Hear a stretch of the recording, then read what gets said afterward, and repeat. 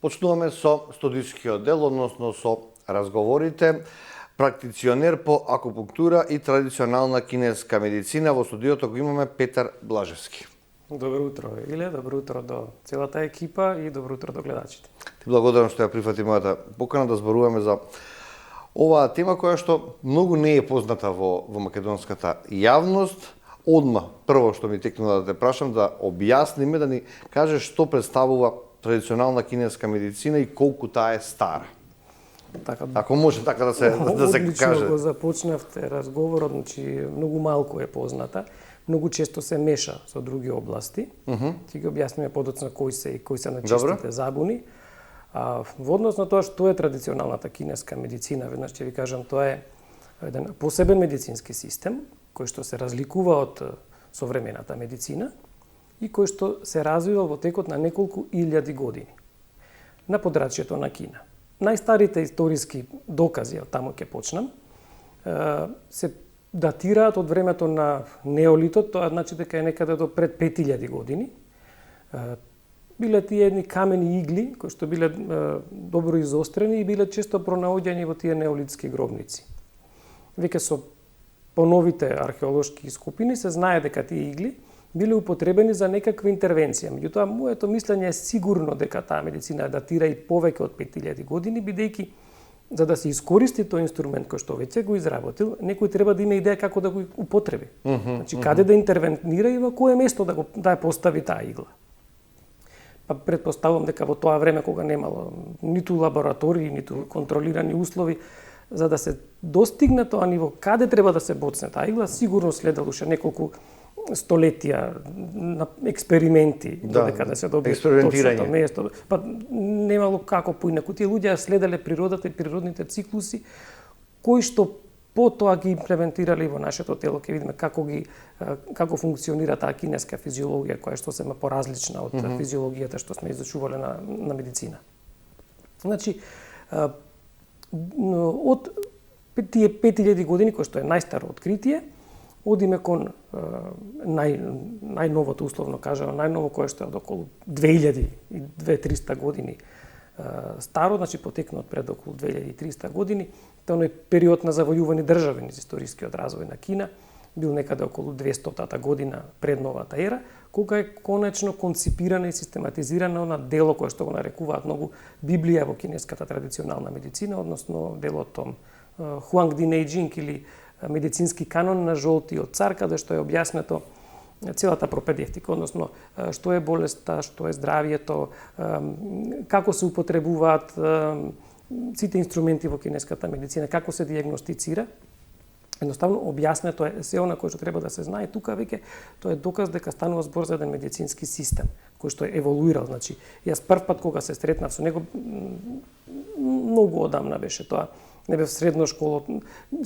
Во тие часови на биологија секако ми фалеа некои информации. Например, учевме што е живота, не знаеме кога почнува, дали животот почнува кога ќе почне да чука срцето на ембрионот, дали животот почнува кога ќе се спојат сперматозоид и јајцеклетката или па кога бебето ќе го земе првиот здив.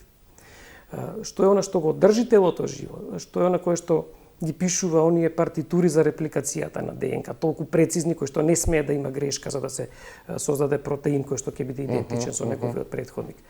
И почнав да се интересирам за медицинските култури на старите народи, од амазонските шамани па се до индијанските племиња, врачовите на тие племиња, тибетската медицина, египетската и конечно додов до истокот, односно до ајурведа, индиската традиционална медицина и кинеската. Прво ме фасцинираше индиската, а потоа она страстно се заљубив во кинеската, откако видов дека таму сето тоа што се зборува дека постои, веќе кинезите го имаат направено во атлас, односно тој атлас е пронеден 70-та година. Каде е усовршен. Дека да, и веќе го направиле точни движење на еден посебен енергетски систем на нашето тело, кое што е невидлив, но постои. И направене во атлас, каде движат тие траектории на овие енергетски канали, толку прецизно, а велиме, го спомнав, немало тогаш лаборатории. Денеска доста тешко се докажува, да меѓутоа доста тешко со денешната апаратура, не тогаш кога немало ништо. А биле толку сигурни дека тоа е така? Биле апсолутно сигурни и дури ги определиле точките биле подоцна, најпрви енергетските текови и врз нив се користело, тоа се нарекува мокса, односно тоа е зажарено стапче. Најпрви била моксата предходела на иглите на акупунктурата, а подоцна биле секако систематизирани акупунктурните точки, кои што се доста прецизни. Јадрото на една точка, замислете, акупунктурна е 3 на 3 милиметри. Значи да се знае, тоа е на вистина голема умешност и да се стави на атлас. Тоа атласот, велам, тоа се свитоци од свила, Мавангдуи бил локалитетот или наречен уште и кинеска Помпеја. Многу значајни археолошки откритија се најдени таму 70-тите години на минатиот век, меѓу кои били неколку ролни од свила на кои што има цртеж со овие енергетски канали на човечкото тело. Значи, велиме дека е тоа стара повеќе од 5000 години, еволуирала огромен историски период и многу значаен придонес во кинеската медицина има дао филозофијата. Значи, без таа филозофија кинеската медицина би биле само одредени техники, но дао филозофијата и дава една целина. И кога ги сватив јас тие работи, кога почнав да се интересирам, велам уште како средношколец, тинејџер да кажеме. Да, буквално како тинејџер, а знаеш колку беше тогаш тешко да се дојде до интернет, тогаш мораше да се купи книга. Ја волам, сега зборувам 95-та година, 6-та негде. Не беше толку комодно како сега да се седне, да се сурфа, да се гледа, што ви треба и се да најдете. Не, тогаш треба да најдете книгата, а таа литература беше многу оскудна да се најде. Па не те некако требало да биде да ми дојде во раце, кога видов дека таму постои огромна историографија, што значи дека огромен историски развој, период на развој, дека постои моќна филозофска мисла и на крај примената медицина, сватив дека тоа е она што го барам. Како млад човек на 16-17 години да ве заинтересира нешто вакво. Кога ве прашав како да ве потпишам, рековте дека не сте доктор. Што треба како звање, како школо да се заврши за да се биде практиционер по акупунктура и традиционална кинеска медицина? Така. Легислативата е различна во сите земји во светот, и во Европа. Кај нас е потребно да имате високо медицинско образование до 180 европски кредитни поени, значи она основно медицинско образование треба да се има, и потоа треба да се надградуваш. Да се надградувате, но во релевантна институција која што сертификат ќе важи, значи да не биде тоа, не знам, курсови од недела, 2 или викенд семинар, него треба да има да помине едукацијски процес кој што е признат на светско ниво. Кој што е признат апсолутно во школата која што ја завршив јас во академијата, студирав во Белград. Тоа беше етаблиран односно признаен од Универзитетот за традиционална кинеска медицина во Пекинг и дури имаше професори од таму кои што му даваа легитимитет на ова. Значи таа школа не постои скоро 20 години, има преку 14-15 професори, 20-тројца доаѓаат од Кина за да ги одржат тие повеќе практичниот дел од наставата. Ме интересира кој беше мотивот да го одберете ова? Токму ова што го кажав, дека на едно место го најдов она кое што ми недостасуваше како информација. Значи, што е тоа што без кое што овој цел систем, без овој оркестар не би можел да функционира. Некоја искра, која е таа искра, односно иницијалниот момент. Таа искра има веќе сега и науката докажано, пред неколку години мислам дека беше и објавено, велат во моментот кога се спојуваат половите клетки се случува искра, блесок на светлина, таа веќе и снимена е. Тој блесок на светлина беше иницијалниот момент, што го најдов во кинеската медицина, односно они го нарекуваат чи. А чи, јас си го кажувам, еден фундаментален енергетски субстрат во универзумот, кој што постои во се што е живо. Претпоставувам дека книгите се преведени на неколку светски јазици, а кинески колку говорите? Не говорам. Не? Само ги знаете поимите или на кинески? Дел од поими? Кинески, како она колку што мора, например, некои точки ги имам научено како се кажуваат. Како докторите латински претпоставувам. Кинески, колку за да се знае логиката за што би можела да се употребува таа точка. Чихај, например, морето на чи, каде се пошто изговорите неколку термини на кинески, не знаев дали зборувате кинески. Премногу е сложено тоа, питам, за да се научи за година-две, него тоа треба навистина да се посветите на универзитети, дури што велат и самите кинези некогаш не знаат толку да ги анализираат тие нивни канџи, односно како се вика знаци. Што во еден знак, например, знаката за чи буквално е сад со орис кој што врие на пареа. И се вика чи. Тој значи се чита како чи, се препознава дека е тој универзален енергетски супстрат, јас кој што се нарекувам. Инаку чи низ историјата постоело како во многу цивилизации, но секој си го нарекувал различно. Според потребата. Да, прана го нарекувале индијците, негде пнеума кај старите грци, секаде го има, маите исто имале посебен назив за тоа. Значи, тие биле свесни дека постоја, тој бил нивни светоглед, не требало да се докажува, него едноставно знаеле тоа е така, не може да биде поинаку. Сонцето изгрева на исток како и ние што знаеме, не мора да го проверуваме или да се уведуваме секое сабајле. Така. Што е разликата или што е заедничкото помеѓу кинеската традиционална медицина и оваа што се знаеме ние? Многу. Ајде ќе почнеме полека вака. Ќе кажеме дека тоа е посебен медицински систем, сега што го прави посебен? Зборавме дека има чи, односно енергија, универзална енергија. Сега, таа енергија што со неа? Каде е во нас? Во нас постои посебна анатомска структура во нашето тело, која што современата медицина таа не ја изучува, не е предмет на обсервација на современата медицина, само ја изучува кинеската. Тие траектории или канали низ кои што минува енергијата, односно чи, ги нарекуваат меридијани. Добро. Тој меридијански систем е многу прецизно означен. Има посебна топографија, се знае точно каде почнува, како се движи, каде завршува, каде излегува на површина, каде оди под површината. Тоа е на слоеви се наредени тие. Сега, поради тоа што постои овој друг систем, анатомски, треба тој некако да се стави во функција. Треба некој да управува со него. Да, тоа се нашите витални органи. Меѓутоа, во кинеската медицина, таа перспектива, секој наш витален орган има и дополнителна функција. Например, белите дробови, да, ние сме ги изучувале дека тоа се органи за дишање. И точно тоа стои. Меѓутоа, ние велиме, да, тие се за дишање, тие се и за, например, го двои чи од атмосферскиот воздух, го раздвижува чи изнатре, го создава на овој чи, односно овој чи од брамбената енергија која што има струи на површината на нашето тело. И секој орган има дополнителна функција. Не е онаа која што ја знаеме само ние од не биологија, што сме учеле од биологија, него има дополнителни функции за да го стават во еден систем овој друг целиот енергетски систем, овие меридијани.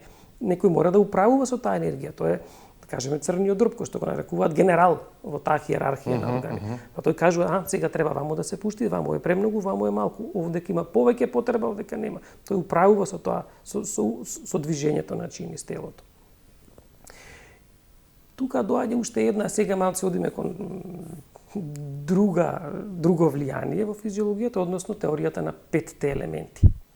Во кинеската медицина тогаш не можеле да ги објаснат дека овој орган е за овој за она, имале идеја, но таа идеја пресликале од потенцијалите на овие 5 елементи кои што ги следеле во природата. Добро. И тука многу влегува влијанието на дао филозофијата, каде што се вели дека се она кое што го има во нас не може да го нема во природата, бидејќи ние сме дел од неа, создадени тука. Так. Сега тие 5 елементи, дрво, оган, земја, метал и вода. Секој орган си е, да кажеме, седиште на посебен од овие метали и го представува, е представник на еден од овие 5 елементи. За да постои идеална рамнотежа во нашиот организам, а што има идеална рамнотежа, тогаш постои здравје. Значи, потребно е овие 5 елементи меѓусебно да се надополнуваат, има посебен циклус, па така нели водата го храни дрвото, дрвото го храни огното, огното создава пепелта, односно земјата, во земјата е металот, односно минералите, на металот кондензира водата, да, се прави круг, но тоа е круг на поддржување, постои уште еден така наречен ко-систем кој што е и контролиран, да не претераат овие со поддржување. Односно, оганот, водата го гасне оганот, го контролира да не да не оди многу. Металот, секирата го сече дрвото. Земјата може да ја блокира водата во бразда, да не оди каде што сака. Кога овие системи на поддршка и на контрола се изедначени, се во баланс, тогаш велиме дека тој енергетски систем е стабилен, а што ме стабилен енергетскиот систем, веќе стабилна и структурата, односно на физичко ниво органите. Значи, тука она е малку поразлично, ние сме го учеле здраво тело и здрав дух, но тука е поразлично, треба да е духот здрав за да биде здраво телото, односно овој енергетски систем треба да е стабилен за да се постигне и она хомеостаза што се зборува во медицината во физиологијата. И секако постои патофизиологија кинеска која што сега ако се измести овој баланс, што се случува внатре. Се изместува секако, може да се измести. Има во кинеската медицина постојат различни фактори на болест, надворешни и внатрешни, така се поделени. Јас многу повеќе внимание обраќам на внатрешните фактори на болест, кои што се нашите емоции и доживувања кои што ги примаме од обкружувањето. Надворешните се окей, да, секако некоја инфекција, механичка повреда, тие се фактор ветер, ладно, топло, тие се ајде да кажеме полесни да се надминат. Меѓутоа, внатрешните фактори за болест, тука веќе треба доста да се интервенира и да се работи за да се вратат во нормално, иако телото си има тенденција само да се врати во рамнотежа, меѓутоа ако постои некоја жариште, што викаме, постојано нешто да ве клюка, тогаш што исто како да се обидуваме да изладиме на вода во тенџера, постојано да ставаме на оган. Да. Така. Кој тип на луѓе треба да доаѓаат кај вас? Односно, за кого е наменета ова медицина? Ајде вака. Јас ве прашав што треба да ме заболе за да дојдам. Вие рековте да превенираме да не ве заболе, ќе биде касно. Така е. Кинеската медицина се заснува, да кажеме, на три столба. Првиот е дека е превентивна медицина. Втората е гледај го телото како неиздвоив дел од природата, односно дека тоа си има посебен природен или што викале порано духовен елемент во себе. И третото е веќе третманите или терапијата, а до таму се стигнува ако овие два први ги заобиколиме, односно не бидеме доволно одговорни према нив. Велите, кои болести? Таа медицина била единствена илјадници години и со таа медицина се третирале епидемии, се извојувале победи во војни, се третирале различни болести, трување и се што буквално. И што е интересно, тие луѓе кои што со илјадници години ја користеле оваа медицина и денес се уште ја користат, тие луѓе се денес најбројни на планетава и се најдолговечни. Значи, може да се употреба буквално за се, велам. Таму нема име и презиме, значи како ние што сме научени дијагноза, нема на пример хипертензија за згорен притисок. Таму пост може ќе ви речеме јанк на црниот дроб неконтролирано оди нагоре или нема един да го држи спуштен па вија заматува главата се. Освен физички, може и психички? Да се помогне? Да, тука е оној секако тука е оној посебно да го кажувам метафизички дел или малку езотеричен, затоа што во кинеската медицина постојат 5 духови. Хун шен по јојжа. И секој Ама вие зборувате кинески сега, не сака така. Не, тоа се оноко колку што ми треба и што мора, за да ми биде мене логично тоа што го читам и што го учам, најтако. Кога ќе го прочитам, јас сум го барал превод да видам што е тоа. Или шенмен точката, значи врата на духот, односно да се смири духот преку неа на некој начин. И овие 5 духови, секој треба да си е смирен, или како што во својата лампа, во своето шише во организмот. Секој од нив си лежи во посебен орган и треба да е спокоен. Дразба која што ни доаѓа од околината, ќе земе на пример една емоција. Тагата, ќе земе емоција, тага или не било која. Добро. Тагата се поврзува со елементот метал, односно со белите дробови. И сега што се случува? Долг период на тага, односно на неисплакани солзи кои што се држат од нас. Солзите ни се многу потребни. Ретко кој онака се решава тие да ги покаже. Но тоа е плакнење на душата. Многу се потребни.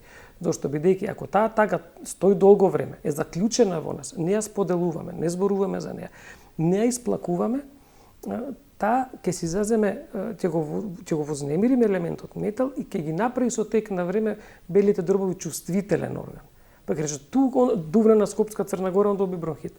Не е случајно тоа. Што си го чувал во себе, што се вели. Сето тоа, да. Или кој е било, не знам, кога имаме неправда, здрав човек ќе удри по маса, ќе изреагира.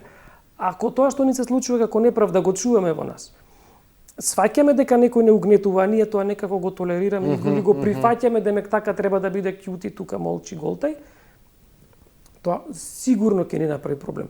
Пред се таа, ако го доживуваме како љутина, ќе ни направи проблеми со црниот дроб, најпрви на енергетско ниво, па ќе имаме напад на земја, тогаш се случува таа патофизиологијата што го кажав, Црниот дроб е дрвото, па ја напаѓа земјата, со корењата ќе почне да арони. Па велиме, толку се изнервирав, желудникот ме заболе. Желудникот е елемент од земја. И тоа, така. Желудникот е елемент од земја, значи дрвото ја напаѓа земјата. Најпрво ќе почне на тој начин, па ќе почне со немирен сон, па будење во одреден период во ноќта, кај кинезите постои циркадијален ритам. Не е случајно ако се будиме долг период во одреден час. Секој меридијан има посебно кога е активен или кога е најмалку активен.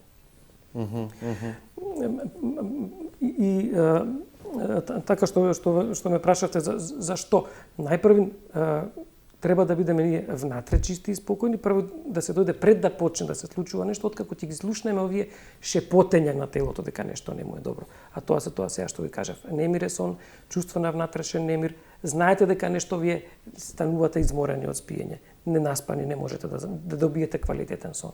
Значи нешто се случува, телото ве алармира. Тогаш е најдобро да се најде начин да се искомуницира со него. Затоа што не билам ја не лекувам болести. Јас само ја враќам во нормална рамнотежата на енергетскиот систем. Штом таа дојде во рамнотежа, полека ќе почне да се средува на другото. Што се манифестира како лоша мисла или да кажеме болка. Болката е релативно полесно да се среди во акупунктурата. Например, не знам, повредена нога, особено ако е акутна. Да, има подолга, мора многу да се работи и неизвесен исходот кај случаи што ќе речат пациент во поодминати години, па вели, па јас ова го имам можеби 7, 8, 10 години, колкот ме врти, дај да видиме што можеме да направиме. А колкот кога ќе се види на извештај од рентгенолог, веќе целиот е излижен, што може да направиме? Аналгезија, да се смири болката до нешто, да, но таа болка повторно ќе се врати затоа што тука веќе има испуштена е превентивата, тоа што го зборував. А превентивата за коскано-зглобниот систем е движење. Има некој што не прашува дали боли со иглите? Тука не треба да бидеш голем маш. Кога ќе ги видат иглите, веднаш прашуваат, веднаш прашуваат кога ќе ги видат иглите, а дали боли. И какво е чувството? Ете, јас немам искуство вако, затоа прашам ако може дека теоретски да се долови. Па теоретски да се долови може. Например, има сензација како пробивот на кожата во почетокот е најтака, што може да се почувствува. Како инекција, да примерно? Не, помалце. Многу потенки се тие игли, помалце од инекција, не. Кога ќе се пробие кожата, потоа следува едно период на тоа сема безболно внесување на иглата, се до моментот кога ќе се случи. Тоа се многу потенки, нели? Како влакно од коса, малце подебели 0,2 мм се отприлика 0,25. Така. Кога ќе се погодиме јадрото на акупунктурната точка или меридијанот, има чувство како цк струја да поминала. Тоа е вознемирувачко повеќе за некој, некако не толку болно колку вознемирувачко. Например, и колку има на грбот? Што тоа? Игли. Или на местото? Може би некогаш да нема ниту една на грбот, зависи што се третира. Некогаш, например, ако е болка во глава, јас боцкам стапало или рака во главата. Секој место си има. Се чудат зошто мене ме боли глава, ти боцкате негде таму кај што не е главата. Така функционира. Например, тука е селицата, прекинувачот е таму. Си има плюс и минус од каде се. Зошто? Да. Повторно на болката ќе се навратам затоа што навистина прашуваат. А ќерка ми на 7 години ја си правев акупунктурата. И немаше никаков проблем. Ама тато го прави, тоа е сосема друго. Да, многу внимателно, кај ќерката. Си верува во тато, тоа е друго. Да, многу внимателно. Син има 16 години, исто така со него, нема проблем. Но има луѓе кои што кај некој едноставно не можат иглата само да ја видат. Некој има и крв од прст, земат. Да, секој со своите трауми. Да. И на акупунктура не се доаѓа гладен. Не се доаѓа гладен затоа што многу често се случува кога ќе се стават иглите да колабираат, односно нагло падне шеќерот и да се изгубат свест. Не е тоа нешто трагично. Го очекувам дека тоа може да се случи.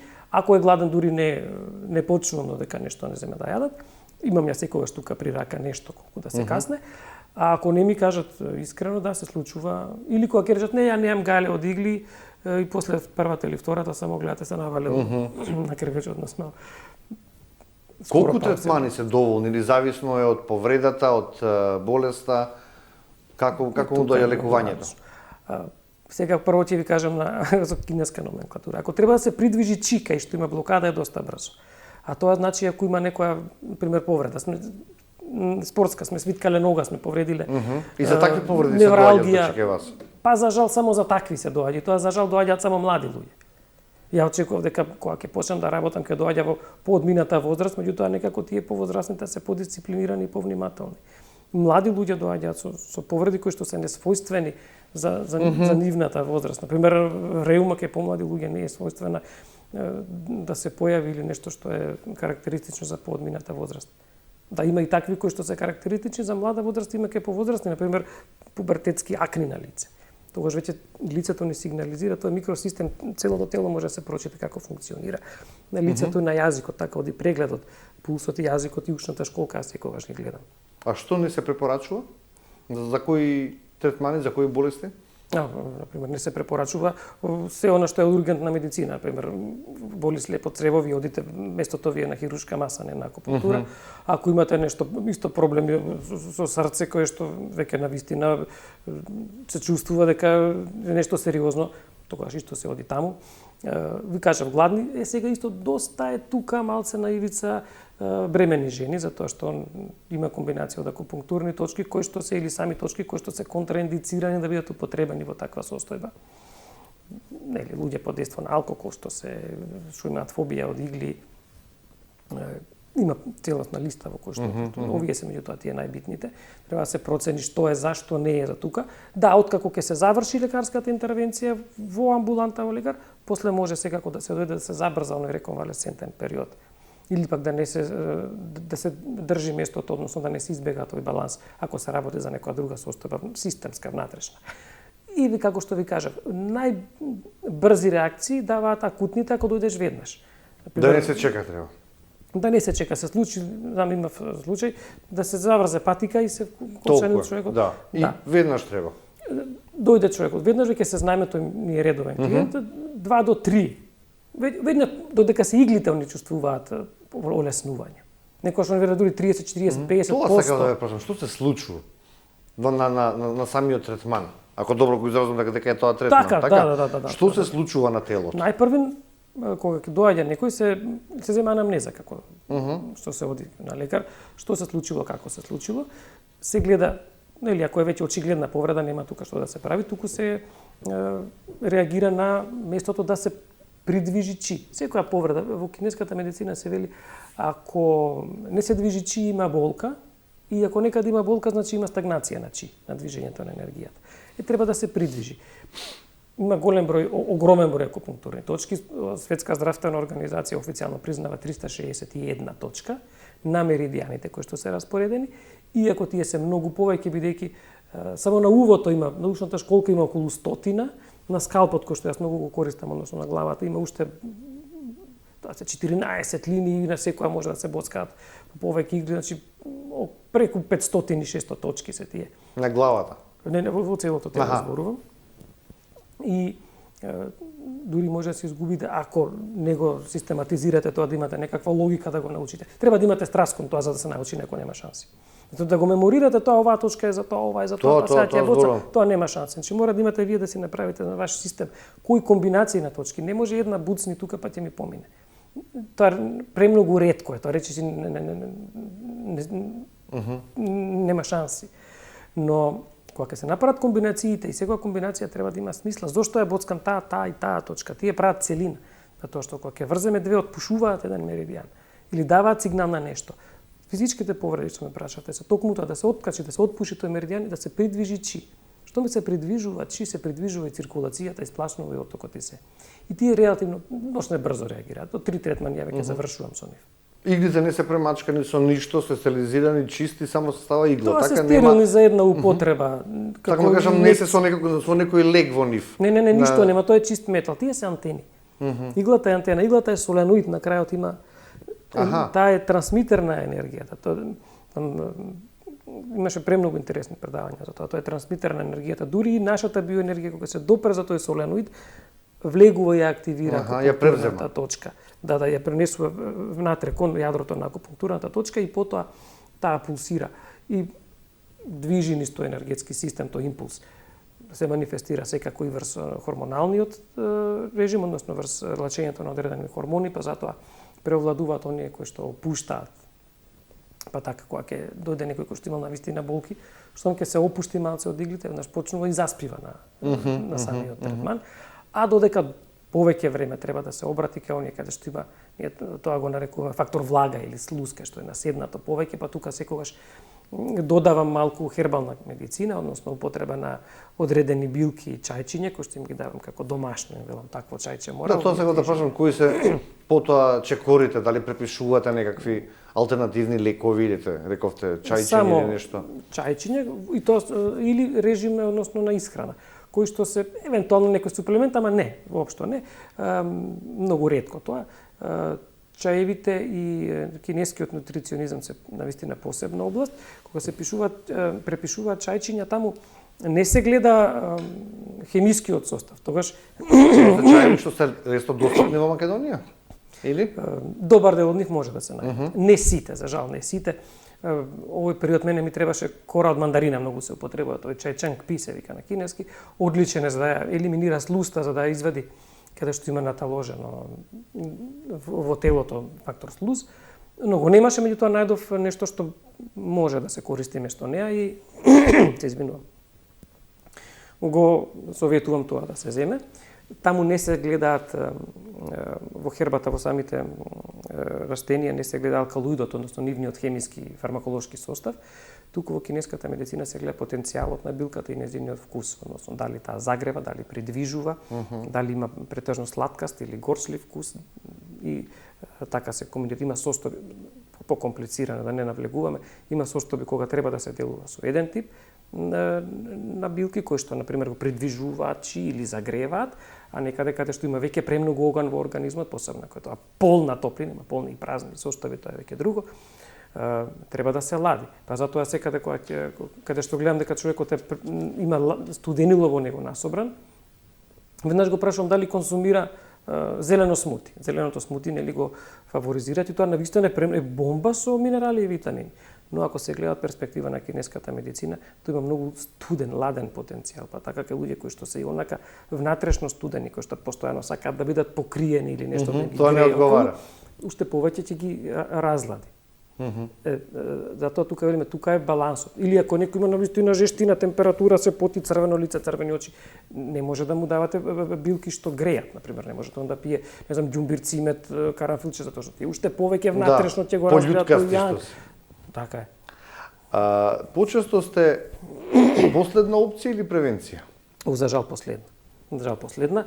Иако во, да кажам, последнава година некако почнува да се шири тој тренд на превенција. Трендот на превенција се шири помеѓу младите, што е добро. Затоа што некако поодговорни се, значи. Поодговорни се и поотворени се малку да истражуваат повеќе.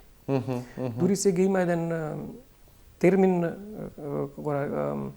биохакери ги нарекуваат, односно луѓе кои што сакаат да истражуваат, да видат, да го истражуваат својата биологија, односно своето тело, механизмот на функционирање на телото.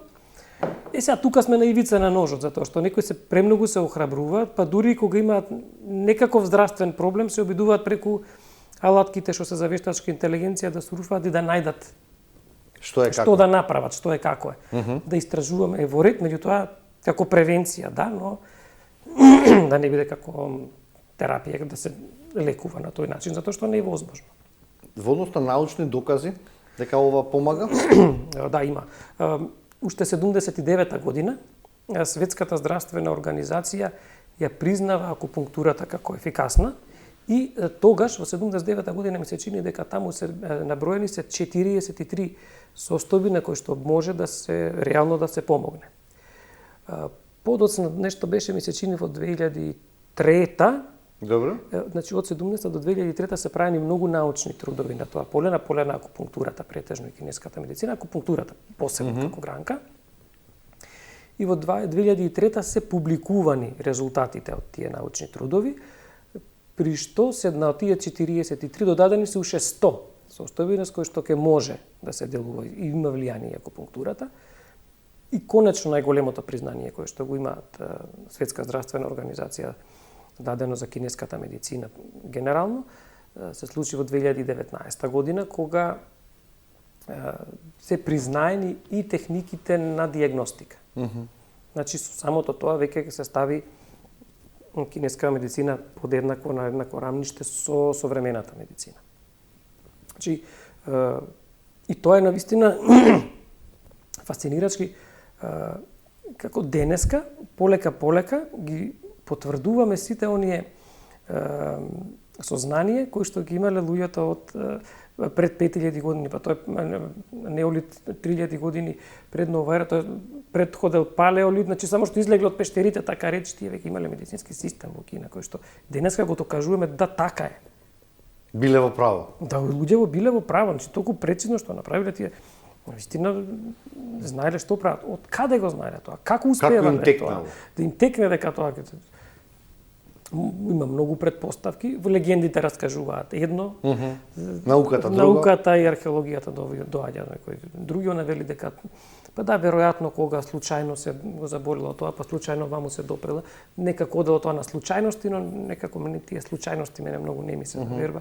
Мислам дека тие луѓе повеќе биле завртени, гледале према внатре, према себе, не биле контаминирани со некакви клишеа, преводи, термини, како ние што сме сега многу контаминирани со секакви информации од секаде што доаѓа. Тие биле сами природата и ништо друго околу. Да, ние сега многу бирократија. Една од најголемите, би рекол, медицински шокови, што ќе ја памтиме и нашата генерација, е пандемијата што не се случи пред неколку години. Колку тоа COVID-19 не научи или влијаеше за интерес за алтернативна медицина? Дали има зголемување на побарувачката на алтернативни лекови, алтернативни методи на лекување или? Па знаете како ковид пандемијата донесе нешто како јас што го чувствувам, отвори едно многу интересно прашање, кое што не знам дали беше детално одговорено. Имаше случаи кога мажи карпа што ги викаме. Да. Атлетски градени, спортисти, ни пушат, ни пијат, здраво живеат. Ги совладуваше многу лесно. Совладуваше многу лесно и за жал екзитира, односно починува. А од друга страна имавме возрастни луѓе, баба ми моја, тогаш имаше 90 и нешто години, ја фати ковидот, го прележа без некои си сериозни компликации и оздраве жената. А ке речеш имунитет, па добро имунитетот, ама не би треба да е имунитетот кај човеков што е. Така. Тука имаше многу такви нејасноти околу тој ковид, што го отвори некако на прашање, чекај, да, што е конечно здравието? Дали што ја гледаме силата и моќта, значи исто што е здравие, или здравието е сепак нешто друго. Толку книги читавме дека студираме за вакви болести, има што е болеста, како напаѓа болеста, а многу малку што е здравие. А од таму се почнува, што е здраве, кој е тој баланс. И од таму почна кога ме прашавте дали нешто се смени. Тоа беше, мислам, оној тригер, односно иницијален момент, што е тоа кај овие луѓе повозрастни што ја поминаа инфекцијава, а овие здрави млади ги легна во постела и за кратко време си починаа. Значи постои цели атлети. Цели атлети, да. Значи за жал ја мислам дека многу семејства тоа го има. Да, секој има некој близок или позник што чул за некој кој што тако креше човек што му стана во кав човек, па се веднаш го фати вирусот, а баба на онде прележа на да не биде на ноги, да го прележа на зборот баш така веве на нога и си го продолжува животот после тоа.